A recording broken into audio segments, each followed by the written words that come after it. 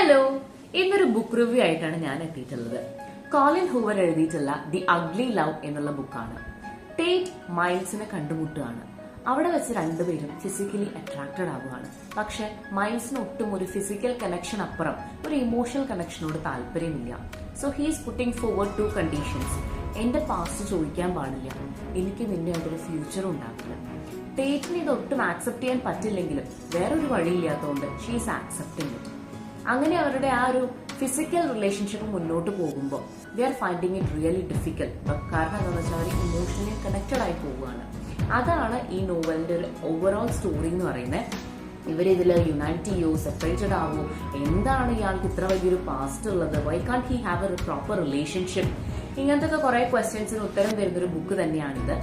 എനിക്ക് basically ഇതത്ര recommend ഞാൻ ചെയ്യാത്തൊരു ബുക്ക് എന്ന് എനിക്ക് തോന്നുന്നത് എന്തുകൊണ്ടാന്ന് വെച്ച് കഴിഞ്ഞാൽ ഇവിടെ രണ്ടുപേരും ഉള്ള ഈ റിലേഷൻഷിപ്പില് this girl is not receiving enough respect എന്ന് എനിക്ക് തോന്നി. ലൈക്ക് ഹീസ് ആസ്കിങ്, എനിക്കൊരു പാസ്റ്റ് ഉണ്ട്, എന്നോട് ചോദിക്കരുത്, എനിക്കൊരു ഫ്യൂച്ചർ ഉണ്ടാവില്ല, ഇതൊക്കെ പറയുമ്പോഴും മറ്റേയാളുടെ ഇമോഷൻസിനൊന്നും ഒരു വാല്യൂ കൊടുക്കുന്നില്ല.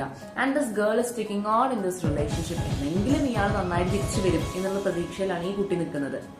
അങ്ങനെ റിലേഷൻഷിപ്പിൽ ഇങ്ങനെ നിൽക്കുന്നത് എനിക്ക് എന്തോ ബേസിക്കലി അത്ര പ്രൊമോട്ട് ചെയ്യാൻ താല്പര്യമില്ല. At last he's having a good explanation to give. 6 വർഷത്തോളം എന്തുകൊണ്ട് റിലേഷൻഷിപ്പ് ഇല്ല എന്നുള്ളതിന് ഞങ്ങൾക്കൊരു പ്രോപ്പർ എക്സ്പ്ലനേഷൻ ഉണ്ടെങ്കിലും that is not a reason for someone to treat you like a trash.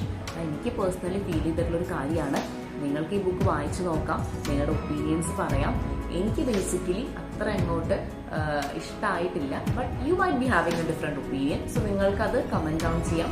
വായിച്ചിട്ടുള്ളവരാണെങ്കിൽ sure comment down ചെയ്യാം. Thank U.